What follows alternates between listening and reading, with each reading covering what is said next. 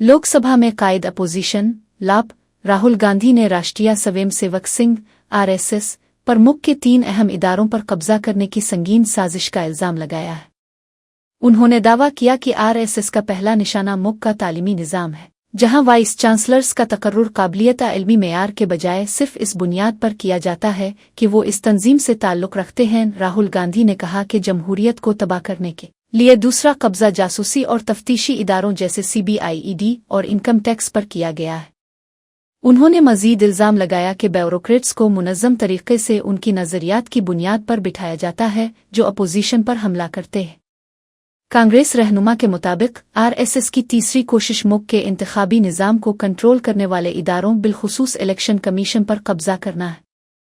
उन्होंने जोर देकर कहा कि उनके पास इस बात का सबूत मौजूद है कि इलेक्शन कमीशन किस तरह बरसर इक़्तिदार लोगों के साथ मिलकर इंतखाबात को तश्कील दे रहा है। And I said how the education system has been captured. Vice Chancellor after Vice Chancellor after Vice Chancellor is placed not on merit, not on capability, not on scientific temper, but on the fact that he belongs to a particular organization. Second capture, which helps in destroying democracy, the capture of the intelligence agencies. We have the Home Minister sitting here, the capture of the CBI, of the ED, of the Income Tax Department. And the system